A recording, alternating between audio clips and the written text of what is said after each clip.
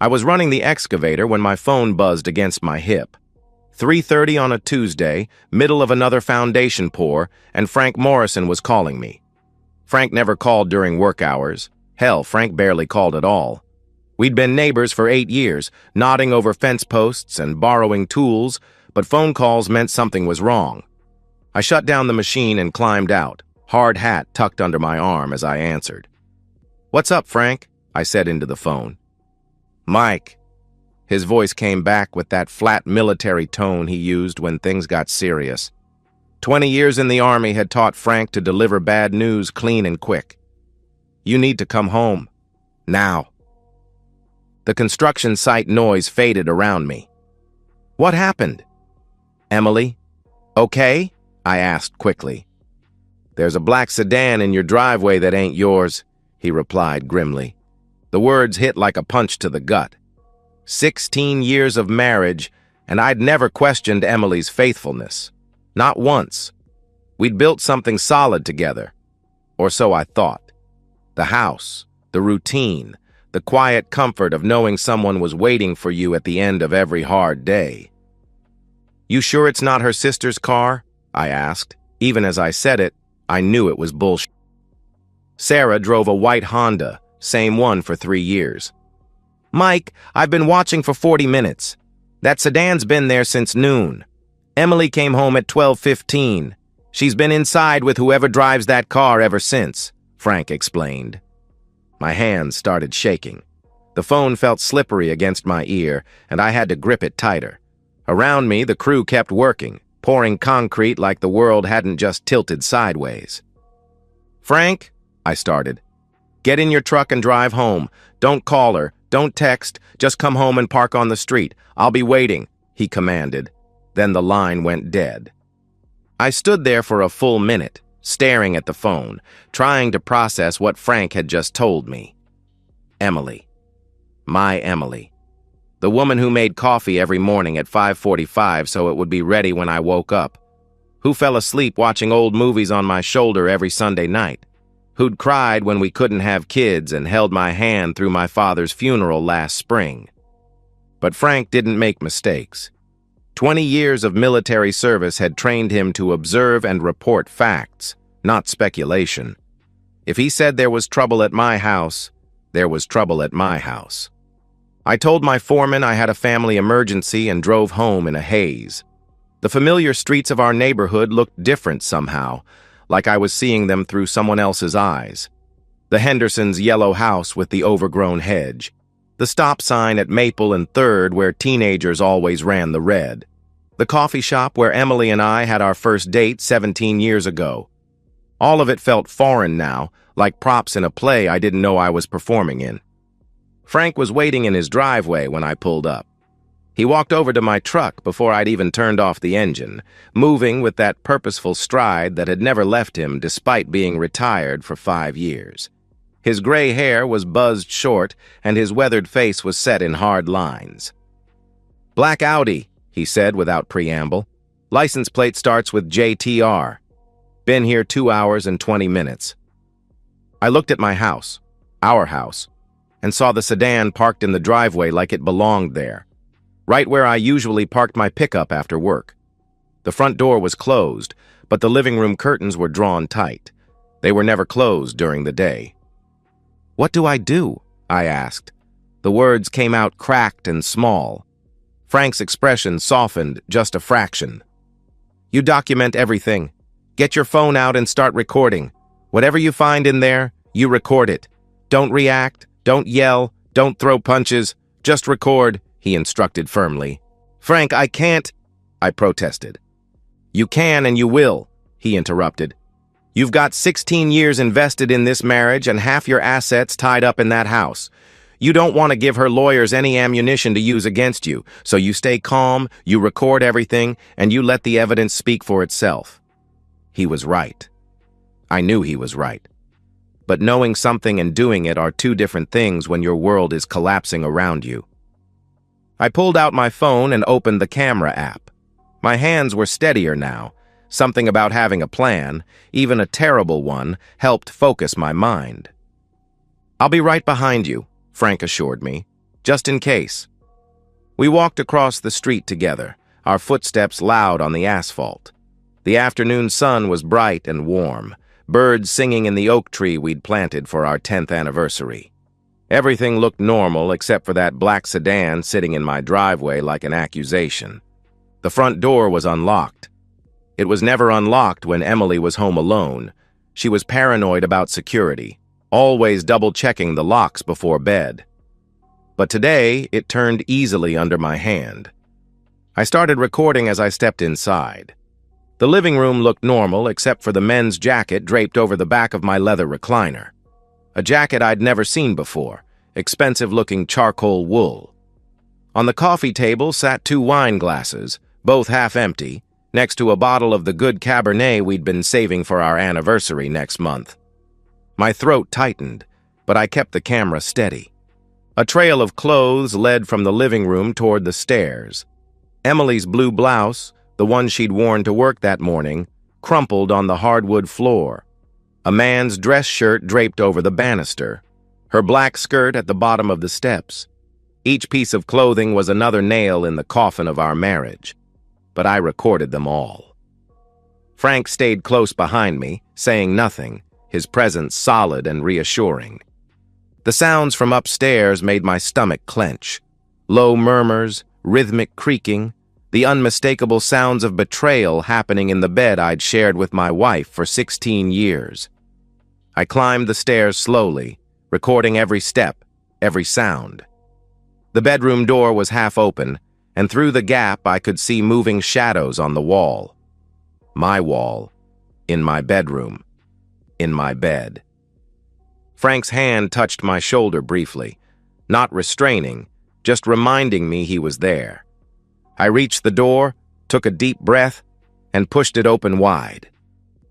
Emily froze mid-motion when she saw me, her eyes going wide with shock and something that might have been fear. The man beneath her, dark-haired, maybe 40, someone I'd never seen before, jerked upright so violently he nearly threw her off the bed. "Oh, God!" Emily whispered in horror.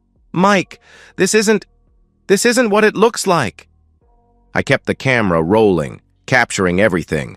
Her naked body scrambling for the sheets, his panicked face as he tried to cover himself, the rumpled bed where my wife had been with a stranger in the middle of a Tuesday afternoon. "This isn't what it looks like," I repeated her words back to her, my voice flat and emotionless. "What does it look like, Emily?" The stranger finally found his voice. "Look, man, I didn't know," he stammered. "Shut up." Frank's command cut through the room like a blade. He stepped around me toward the bed. "Both of you, shut the hell up." Emily wrapped the sheet around herself, tears starting to stream down her face. "Mike, please, let me explain," she pleaded desperately. "There's nothing to explain," I replied coldly. I kept recording as Frank grabbed the stranger by the arm and hauled him out of bed. The man stumbled, trying to maintain some dignity while completely naked and obviously terrified. "Get your clothes," Frank told him with deadly calm. "You've got 60 seconds to get dressed and get out." "Wait, you can't just—" the stranger protested weakly. Frank slammed him against the bedroom wall hard enough to rattle the family photos hanging there. 2 quick punches to the solar plexus left the stranger gasping and doubled over, all fight knocked out of him. 50 seconds, Frank said conversationally. The man stumbled toward his clothes, pulling on pants and shirt with shaking hands. He kept glancing at me, at the phone recording everything, at Frank who stood ready to deliver more punishment. Emily huddled on the bed, crying harder now, her mascara leaving black tracks down her cheeks. "Mike, please stop recording," she begged through her tears. "Please, we need to talk about this." "We needed to talk about this before you brought him into our bed," I answered with icy control. The words came out calm and measured, like I was discussing the weather. Inside, I felt hollow and cold. "Get dressed and get out of my house." "This is my house, too," she started to argue. "No," I cut her off sharply. I kept the camera on her face, making sure to capture every expression. Remember that prenup you signed 16 years ago? The one you thought was romantic because I was so committed to marrying you? Turns out it's not so romantic when you're the one violating it." The color drained from her face. She'd forgotten about the prenup. I could see it in her eyes. We both had, honestly. It had been my lawyer's idea, a standard protection for a man who owned his own house and had started building equity in a construction business. Emily had signed it without question, laughing about how paranoid lawyers were. The stranger finished dressing and stumbled toward the door. Frank followed him, not touching but making sure he understood the escort was non-negotiable. I heard them go down the stairs, heard the front door open and close. Through the bedroom window, I watched the man sprint across the lawn to his black Audi, not even bothering with dignity anymore. He fumbled with his keys, dropped them, picked them up, and finally got the engine started. The sedan backed out of my driveway fast enough to leave rubber marks on the concrete. He didn't look back. Emily was still crying, still wrapped in the sheet that smelled like betrayal and broken promises. "Mike, I'm sorry. I'm so sorry. This was a mistake. A stupid mistake. It doesn't mean anything," she sobbed. "You're right," I said, still recording. "It doesn't mean anything. Our marriage doesn't mean anything. The 16 years we spent together don't mean anything. The promises we made don't mean anything. So pack your things and get out." "You can't just throw me out," she protested weakly. "The house is in my name. The prenup you signed waives any claim to marital property in case of adultery. I've got video evidence of your infidelity recorded in high definition," I stated with brutal clarity. I finally stopped recording and slipped the phone into my pocket. "You've got no legal standing to stay here, and I've got every right to have you removed if you refuse to leave voluntarily." She stared at me like she was seeing a stranger. And maybe she was. The man who'd loved her unconditionally for 16 years was gone, replaced by someone who understood the value of preparation and documentation. "Where am I supposed to go?" she asked helplessly.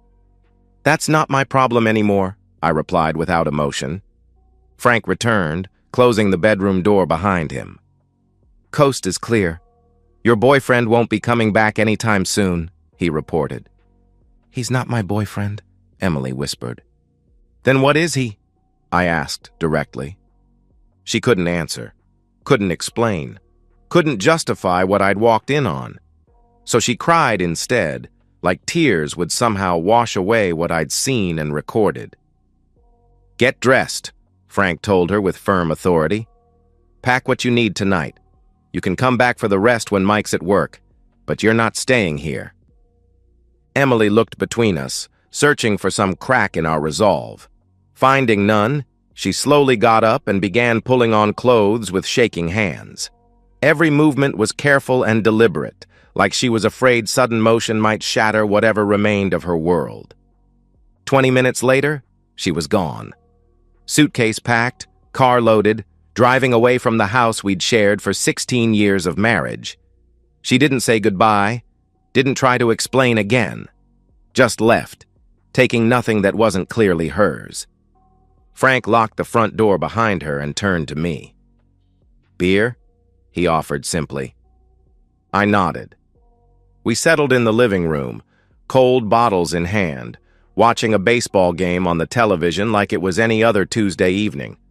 Like my marriage hadn't just exploded in the space of an hour. We didn't talk about what had happened, didn't analyze or speculate or plan next steps, just sat in comfortable silence, two men who understood that sometimes the most important conversations happen without words. The game went into extra innings, but neither of us minded. My lawyer, Janet Morrison, no relation to Frank despite the name, reviewed the video evidence with the clinical detachment that made her worth every dollar I paid her. She'd handled my business contracts for 5 years, but this was our first foray into family law. "This is about as airtight as it gets," she said, closing her laptop after watching the recording for the second time. "The prenuptial agreement is ironclad, and your video documentation eliminates any possibility of her claiming emotional distress or denial. She can't argue the adultery didn't happen when we have HD footage of her in the act." We were sitting in her office on Thursday morning, 2 days after my world imploded. Emily had been calling and texting nonstop, alternating between apologies and threats, begging and demands. I'd forwarded everything to Janet without reading most of it. "What about the house?" I asked. "Completely yours," she answered confidently. "The prenup specifies that marital property acquired before the marriage remains with the original owner, and assets acquired during the marriage revert to the injured party in cases of documented infidelity." Janet pulled out a legal pad covered with notes. "She signed away any claim to your pension, your business assets, even the joint savings account." "She's got nothing?" I confirmed. "She keeps her personal belongings and her car. It's in her name only.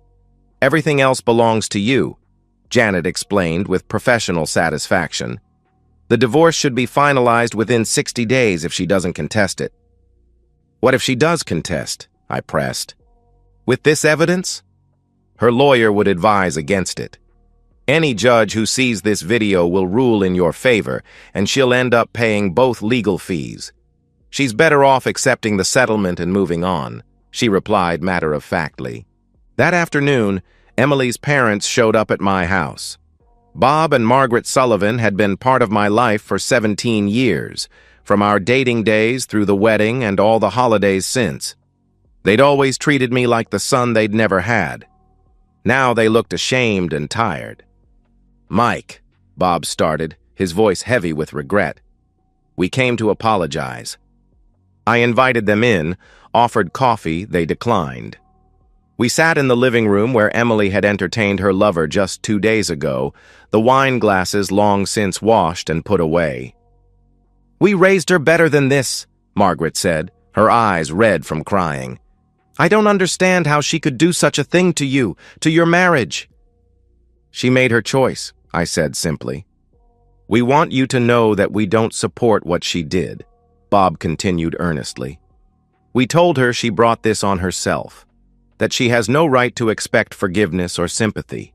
What she did was wrong, and she's going to have to live with the consequences." Their visit was brief but meaningful. Emily's own parents were publicly disowning her behavior, choosing to support me over their daughter. Word would spread through their church, their social circle, their extended family. Emily's reputation wouldn't survive the scandal. Frank stopped by that evening with 2 six-packs and an update on the neighborhood gossip. "Talked to Mrs. Henderson this afternoon," he said, settling into his usual spot on my couch. "She saw the whole drama with your wife's boyfriend running out of here half naked. Word's already spreading." "Good," I replied with satisfaction. Emily's been staying with her friend Karen, but I heard Karen's husband isn't happy about it. Something about not wanting his kids exposed to that kind of influence, Frank reported. The social consequences were piling up faster than I'd expected. Emily's affair wasn't just destroying our marriage, it was destroying her entire support network.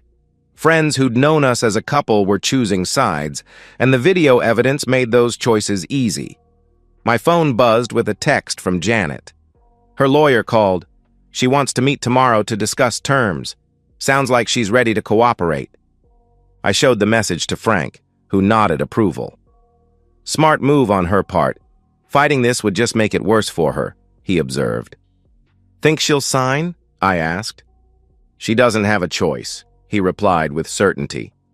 "You documented everything, got evidence that can't be disputed, and her own family is backing you. She signs the papers and disappears quietly, or she fights it and gets humiliated in court." Frank took a long pull from his beer. "Either way, you win." The next morning, I met with Emily and her lawyer at Janet's office. Emily looked terrible, pale, exhausted, like she hadn't slept in days. Her lawyer, a nervous young man named Peterson, had clearly advised her that resistance was futile. "My client is prepared to accept the terms outlined in the prenuptial agreement," Peterson said without preamble. "She requests only that the proceedings remain as private as possible." "That's acceptable," Janet replied professionally. "Provided all assets are transferred without dispute and she vacates the marital home within 7 days." Emily signed the papers without looking at me once. Her signature was shaky, uncertain, nothing like the confident flourish she'd used on our marriage certificate 16 years ago. When it was over, she finally met my eyes. "Mike, she started softly. "Don't," I said quietly. "Just don't."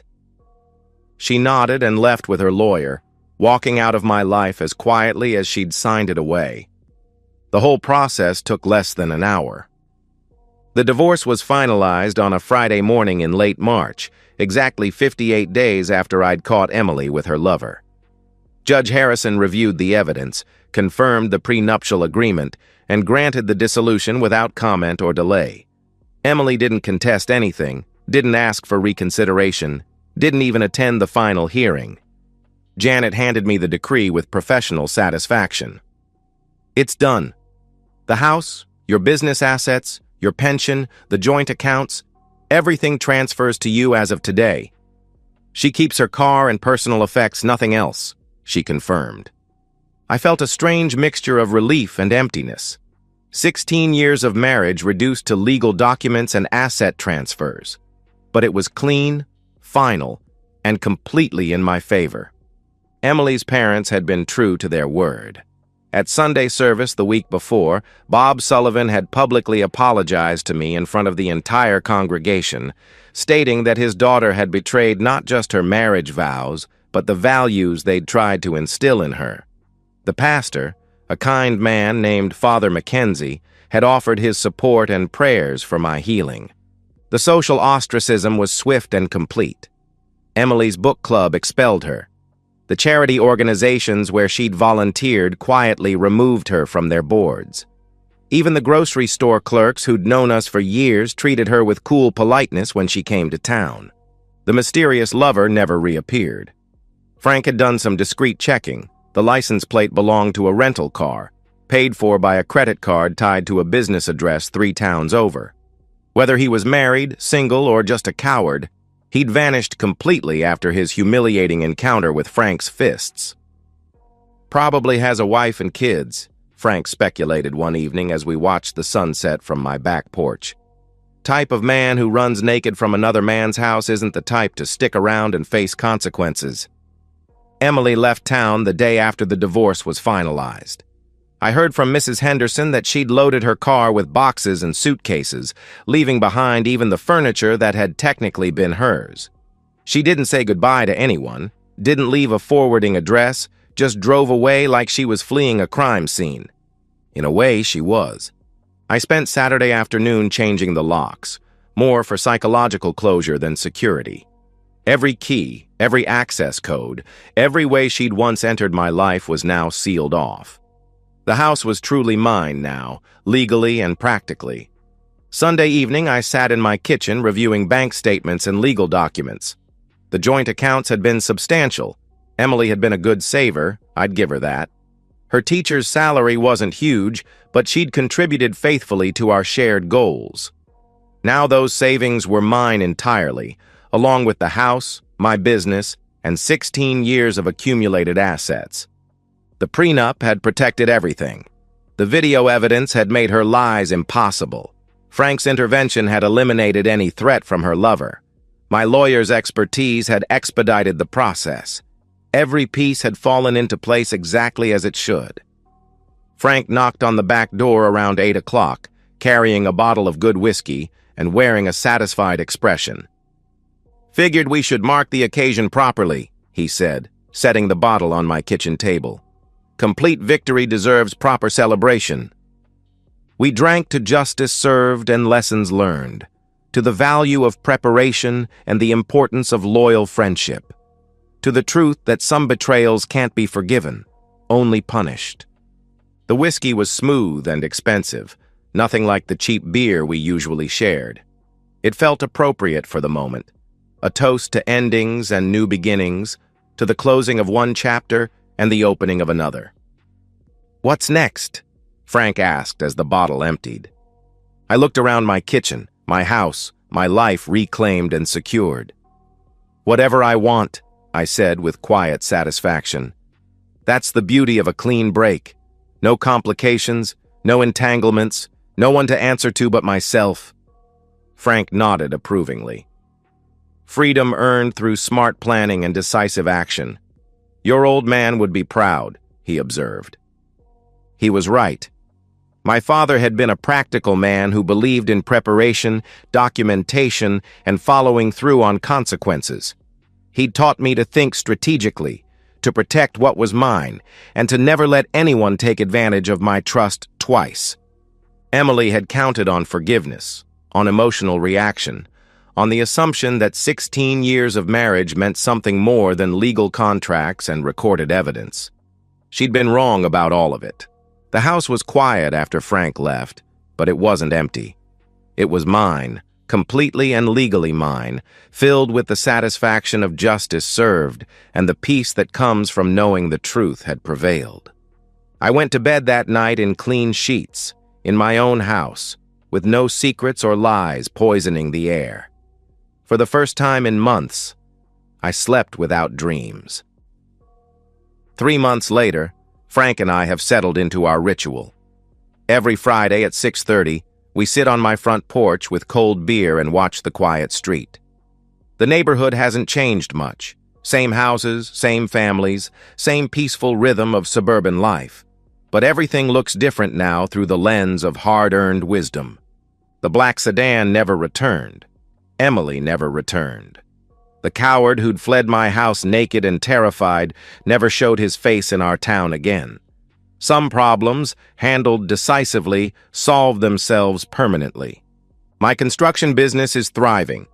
Word somehow spread that I was a man who handled betrayal with intelligence rather than emotion, who planned strategically and followed through on consequences.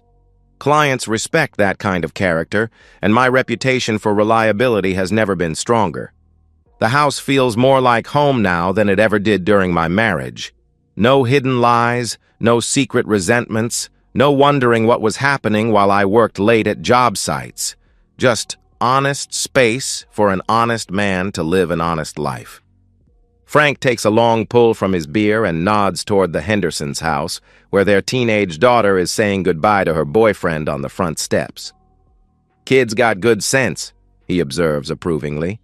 Keeping things visible, above board. The way it should be, I agree. We don't talk much during these Friday sessions, but we don't need to. We've both learned the value of loyal friendship forged through shared crisis.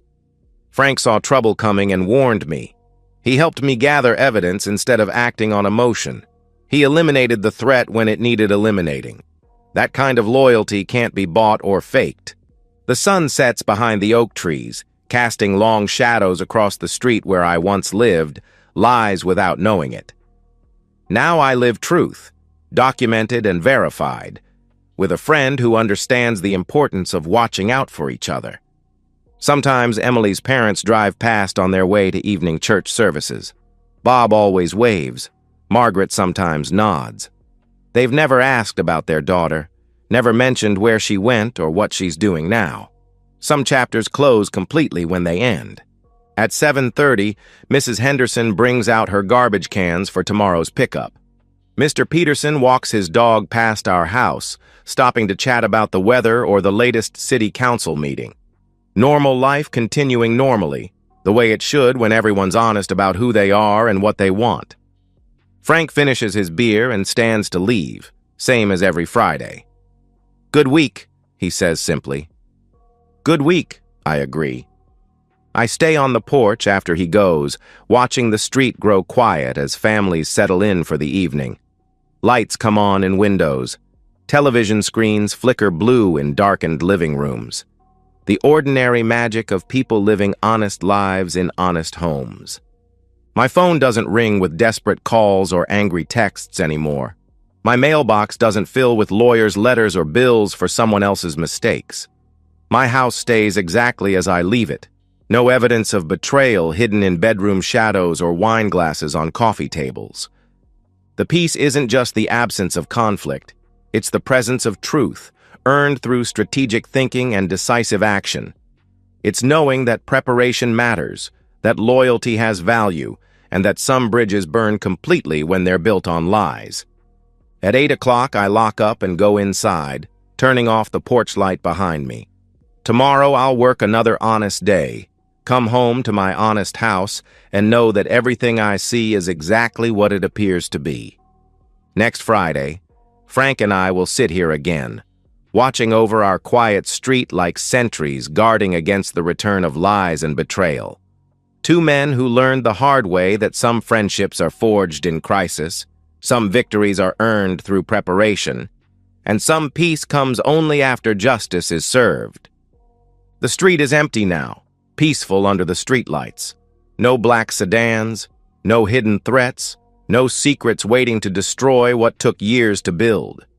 Just truth, finally, and the satisfaction of knowing it will stay that way. And so, we've reached the end of today's story. Was it what you expected, or did it take a twist you didn't see coming? I'm curious to hear your thoughts. Share them in the comments below, and let's get a conversation going. If this story kept you hooked, make sure to hit that like button. And if you're new here or just haven't subscribed yet, now's the perfect time to join our community. I bring you fresh, captivating stories every day, so click that subscribe button and turn on notifications so you never miss out. Thanks for watching, and I'll see you in the next one.